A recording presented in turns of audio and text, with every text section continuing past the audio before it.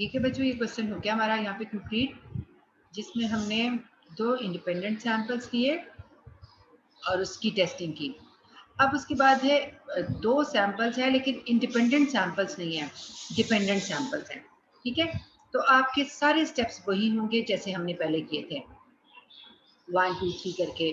Step number 1, null hypothesis mu1 is equal to mu2 h1, mu1 is not equal to mu2. Second step is alpha 0.05. Third step is test statistic is t. Fourth step is computation. Computation में फर्क है। ठीक है, मैं 4 step से start करती हूँ। अगला टॉपिक जो हम पढ़ने जा रहे हैं वो क्या है, इसमें मैं कह रही हूँ कि if both samples are dependent samples. ठीक है, T test for testing of hypothesis if samples are, चलिए मैं इसको इस तरह लिखती हूँ ताकि दिखना जरा आसान हो जाए। Testing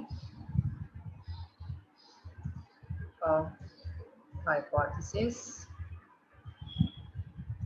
if for dependent samples करते हैं, for dependent samples। ठीक है, ये नेक्स्ट हेडिंग है जिसमें मैं आपसे कह रही हूँ कि फर्क कहाँ पर आ रहा है, आपके 4 स्टेप में फर्क आ रहा है। 4 स्टेप आपका क्या है, कंप्यूटेशन का है। ठीक है, कंप्यूटेशन में स्टेप नंबर 1 लिखते हैं कंप्यूटेशन में। ठीक है, स्टेप 1 जो है,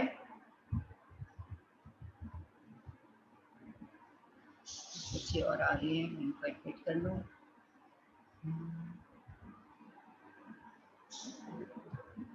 एक्चुअली क्लास जो है ना वो इंटरनेट का इशू हुआ, बिल्कुल ब्रेक हो गई और हमें दोबारा स्टार्ट करनी पड़ी। हो सकता है क्लास लंबी हो जाए हमारी।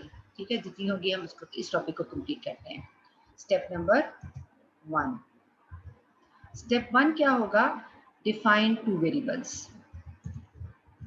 उसी तरह से लिखेंगे, लेकिन डिफाइन 2 वेरिएबल्स कौन से हैं, वो नहीं है जैसे जो हमने इंडिपेंडेंट सैंपल्स में किया था। 2 वेरिएबल्स। ठीक है, और 2 वेरिएबल्स कौन से होंगे वो अब मैं बताती हूँ आपको। वो होंगे, एक होगा आपका x1 और एक होगा आपका x2। यानी x1 का मतलब है सैंपल 1 और x2 का मतलब है सैंपल 2। ठीक है जी, इस तरह से आपका। मैम क्वेश्चन में जी बेटे, क्वेश्चन में गिवन होगा कि डिपेंडेंट का हाँ है, क्वेश्चन में गिवन होगा ये। अभी मैं बताती हूँ, बड़ा अच्छा सवाल आपका। ये हम बुक की तरफ चलते हैं, ये आपकी बुक है। एक मिनट में बुक ओपन करूँ। ये आपकी बुक, ओहो बुक नहीं खुली भी। चलिए मैं बुक को चूज करती हूँ।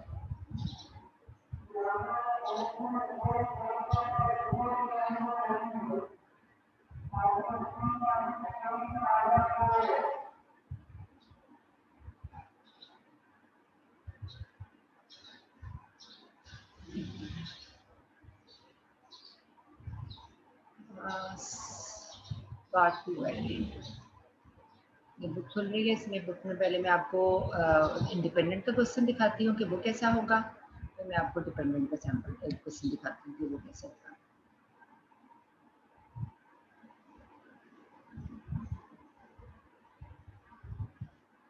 ये देखें, हाइपोथेसिस टेस्ट स्टैटिस्टिक आ गया।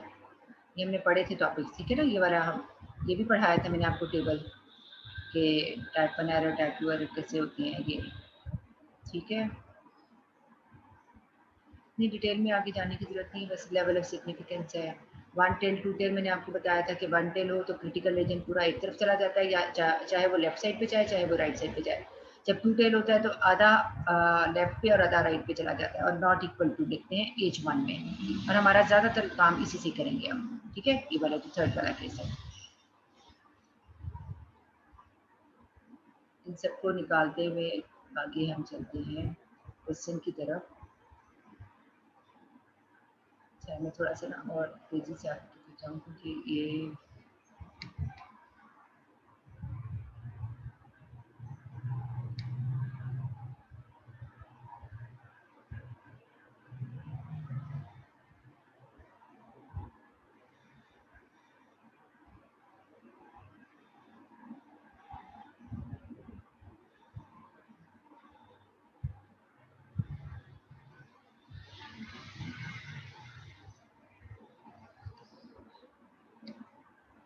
चैप्टर है 16 चैप्टर जो है इसकी टाइटल में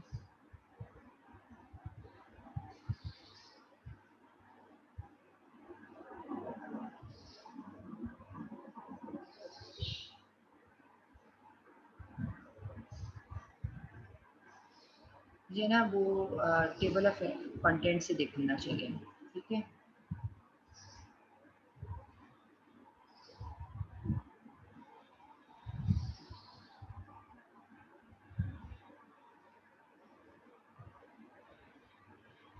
हमने टी डिस्ट्रीब्यूशन ढूंढनी है। ये वाला थ्योरी आपकी शामिल है। ये सबसे पहले मेरा नजर आ रहा है 16.1। इस 16.1 में null hypothesis, simple composite, test statistic, acceptance, type 1 type 2 error, power of test, level of significance, यहाँ तक की थ्योरी आपने पढ़ लेनी है, ठीक है। इसमें से एमसीक्यूज आ सकते हैं। ओहो, ये 240 टी डिस्ट्रीब्यूशन है, ठीक है। हम सही जा रहे थे, थोड़ा सा और आगे 18 चैप्टर है आपका, ठीक है।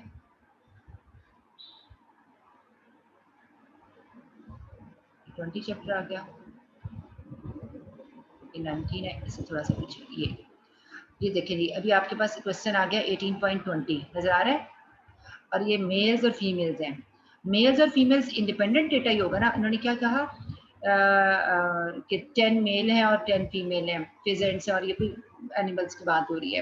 तो आपने ये वाला क्वेश्चन जो है वो इस तरह से आपको मैं देती हूँ, जो आसान से ज़्यादा सवाल है स्टेट फॉरवर्ड से। ये देखो, ये वाला आ गया 18.11। ऑफ टाइप्स हैं और अबेरेंट्स हैं। ग्रुप 1 है, ग्रुप 2 है, ठीक है। सैम्पल 1, ये दो क्वेश्चन आपने करने हैं 18.10, 18.11। इससे पीछे क्या है, इससे पीछे नहीं करने हैं, ठीक है। मैंने 10 और 11 दिया आपको, उसके बाद ये भी नहीं करना, 14, 15 ये भी नहीं करना। उसके बाद आ जाता है 20, मैंने आपको दिया है, ठीक है। और इसका test of hypothesis for difference of 350 है ना, ये नहीं करना आपने, इसको इग्नोर कर देना 350 वाला, बस आपने इक्वल एंड नॉट इक्वल कर देना है, ठीक है। उसके बाद आपका 18.21 है, ये आपने कर लेना है। और इसके बाद 21 के बाद भी नहीं करना इसका, बस यही करना है, ठीक है। नहीं, भी कर सकते हो, केस्ड एंड इलेक्ट्रीफाइड ये भी कर सकते हो, ठीक है। मैम सर 21 सारे इंडिपेंडेंट है ना? ये सारे इंडिपेंडेंट के हैं, ये सारे इंडिपेंडेंट के। अभी मैं डिपेंडेंट का दिखाती हूँ, ठीक है। ये सारे, ये 18.22 भी आपने कर लेना है ए बी के साथ। बस मेरे ख्याल इतने काफ़ी हैं, आपके 5 सवाल हो गए हैं। जैसे कर सकते हो 24 भी कर सकते हो, ठीक है। 25 भी कर सकते हो, 29 भी कर सकते हो। नहीं, 29 आ गया, नहीं सॉरी 27 देखें। 27 में देखा हुआ पर्सन्स, ये डिपेंडेंट का पर्सन है। कैसे पता चल रहा है, इसमें भी दो ही डेटा सेट हैं, लेकिन पर्सन्स वही हैं। पर्सन क्या है, 1, person 2, person 3, person 4। Data sets दो ही हैं, 148 से लेकर ये और 154 से लेकर एंड तक। बच्चों, ये क्लास अगर खत्म हो जाती है ना, ये टॉपिक नहीं खत्म होता तो दोबारा ज्वाइन कर लेना। मैं कोशिश करती हूँ 7 मिनट्स में हम इसको कर लें, डिपेंडेंट को। इसकी पहचान ये है बच्चों, अगर फर्ज किया बहुत मोटे लोग हैं, आपको डाइट प्लान लेते हैं, तो डाइट प्लान लेने से पहले उनका वेट लिया जाएगा। और 15 दिन, 20 दिन, 25 दिन के डाइट प्लान लिया और 25 दिन के बाद दोबारा उनका वेट किया। तो बिफोर और आफ्टर का मतलब है कि पर्सन वही हैं, लोग वही हैं, ह्यूमन बींग्स वही हैं। हमने पहले उनका टेस्ट वेट ले लिया और बाद में उसका वेट ले लिया। तो ये कौन सा सैंपल होगा, कौन सा, ये डिपेंडेंट सैंपल होगा, डिपेंडेंट। हाँ। अगला देखो, उसमें क्या लिखा हुआ है, शीप नंबर 1, वही शीप है, उसको पहले फूड दे दिया और उसका कोई रीडिंग नोट कर ली, फिर थोड़ी देर से बाद उसको फूड भी दिया, फिर इसकी रीडिंग नोट कर ली। शीप वही है, शीप नंबर 1, 2, 3, 4। इसका मतलब है ये भी क्या होगा, डिपेंडेंट सैंपल्स होंगे, ठीक है। मैम नीचे मेंशन भी है, क्वेश्चन किया भी, मेंशन किया हुआ है। हाँ किया भी हुआ है, लेकिन अगर ना भी किया हुआ हो तो आपको पता होना चाहिए। लेकिन देखिए इसका ए पार्ट देखिए क्या है, assuming that the two samples of sheep are independent. और दूसरे बार इसका बी पार्ट देखिए क्या है, if examine the case when the same of sheep of set of 8 sheep were used in both of the foods।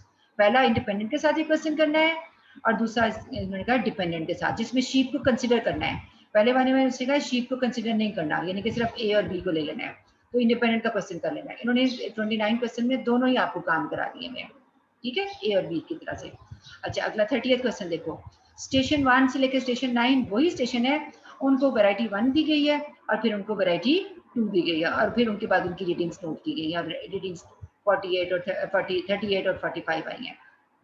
तो जब आपके पास ये number of subjects, station, sheep same हो, पर्सन सेम हो, तो फिर क्या होगा, डिपेंडेंट का सैंपल होगा।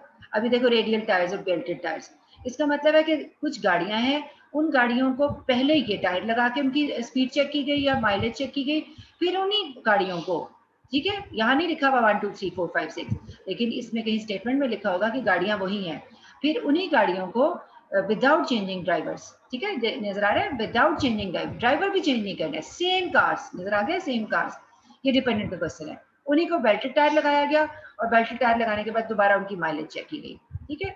जब सेम चीज यूज हो रही है तो फिर ये डिपेंडेंट का क्वेश्चन होगा। चलिए हम यही क्वेश्चन कर, अब ये देखें स्कोर्स, टीचर इंस्ट्रक्ट, इसको चले क्वेश्चन को छोड़ दें, बस इतने क्वेश्चन आप ये जितने मैंने 5 क्वेश्चन दोनों के दे दिए आपको करने के लिए। हम क्वेश्चन करेंगे कैसे, ठीक है, इसके लिए देखें मैं इसको थोड़ा सा छोटा कर देती हूँ और यहाँ से मैं आपकी एक नई फाइल खोल लेती हूँ और इस नई फाइल में यहाँ पर फाइल न्यू, और न्यू फाइल में हम डेटा क्या डालेंगे, हम डेटा डालते हैं जो अभी हमें नजर आ रहा था, ठीक है।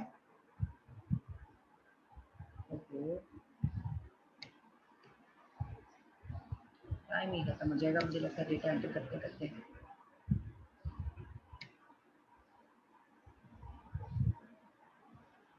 ठीक है, नजर आ रहा है आप सबको ना। यहाँ से ये बैटरी टायर वाला बड़ा लंबा डेटा है, पहले वाला डेटा ले लेते हैं, वो छोटा सा डेटा था, ये वाला कर लेते हैं। हम वेरिएबल के नाम ना यहाँ पे बिफोर और आफ्टर ही रख लेते हैं। वेरिएबल के नाम क्या रख लेते हैं, बिफोर एंड आफ्टर, ठीक है। यहाँ पे ऐसे करके मैं ले आती हूँ ताकि आपको नजर भी आ जाए थोड़ा सा। वेरिएबल का नाम क्या रखा, एक x1 की जगह पे बिफोर रख लेते हैं और एक का नाम हम आफ्टर रख देते हैं। अब नाम से भी समझ आ रहा है ना कि हमने बिफोर में बिफोर का डेटा डालना है। कितना डेटा है बिफोर का, 148, फिर क्या है 176, फिर क्या है 153, 153, 153, 116, इस तरह से इसका भी then आफ्टर में after लें। में 154, 176, 151, 121।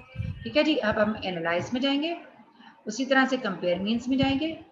अब इंडिपेंडेंट को नहीं करेंगे, ठीक है, नीचे लिखा हुआ है पेयर्ड सैंपल टी टेस्ट, इसको करेंगे पेयर्ड सैंपल टी टेस्ट और दोनों को क्लिक करके इधर लाएंगे, खुद ही पेयर बन जाएगा।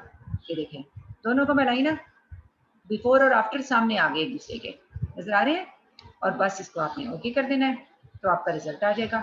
रिजल्ट देखिए क्या आता है, क्या आया रिजल्ट, इसका आया है, टी का आया है -1.65, नजर आ गया सबको, ये देखिए नीचे करके दिया हुआ है। मैं इसको जरा बड़ा कर देती हूँ आपके सामने ताकि सबको समझ भी आ जाए कि हमारी आउटपुट क्या आ रही है, ये ठीक। और क्लियरली इसका रिजल्ट ये नीचे लिखा हुआ है, बट आपको हाईलाइट करती हूँ, ये आपका टी का रिजल्ट है -1.65 और ये इसका पी वैल्यू है। और ये भी क्या हुआ, रिजेक्ट हुआ कि एक्सेप्ट हुआ, नॉट लेस देन अल्फा है ना, नॉट लेस देन अल्फा है ना, P is less than alpha, तो फिर रिजेक्ट करते हैं, तो ये भी रिजेक्ट नहीं हुआ। इसका मतलब ये हुआ कि बिफोर और आफ्टर उसके अंदर कोई चेंज नहीं आया। हमारी स्टेटमेंट क्या थी, हमारी स्टेटमेंट दोबारा देखते हैं। उसने कहा कि जो भी उस पर ट्रीटमेंट अप्लाई किया गया था उससे पहले पर्सन वेट, बाई चांस ही देखो smoking, given up smoking, smoking छोड़ने से पहले जो उसका वेट था, स्मोकिंग छोड़ने के बाद भी उसका वेट है, यानी स्मोकिंग ने उसकी हेल्थ पे कोई फर्क नहीं डाला, उसके वेट पे कोई फर्क नहीं डाला। हेल्थ पे तो डालता है वेट, वेट पे नहीं डालता स्मोकिंग का छोड़ना या ना छोड़ना। तो आपने इसका कंक्लूजन क्या निकाला कि म्यू ए ऐसे लिखना है, mu before is equal to mu after, both are same.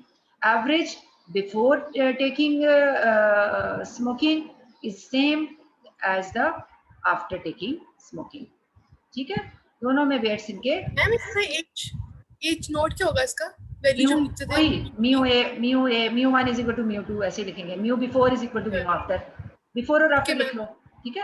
बाकी सारे स्टेप्स वही हैं, 6 के 6 स्टेप्स वही हैं, सिर्फ कंप्यूटेशन में एनालाइज में जाके ना हमने फर्क किया था, कंपेयर्स मींस में जाना है और पेयर्ड को चेक करना है और दोनों वेरिएबल्स को इकट्ठा भी सिलेक्ट कर सकते हैं, ऐसे करके ना इकट्ठा ले आओगे तो तब भी वो ऐसे इकट्ठे पेयर में आ जाएंगे, बारी बारी लाओगे तब भी वो खुद ही सिलेक्ट हो जाएंगे, ठीक है। मैं रिसेट देखो करती हूँ, बिफोर को किया सिलेक्ट, आफ्टर को किया और एरो प्रेस कर दिया, दोनों ने खुद ही आ गया और बस ओके कर दिया, ठीक है जी।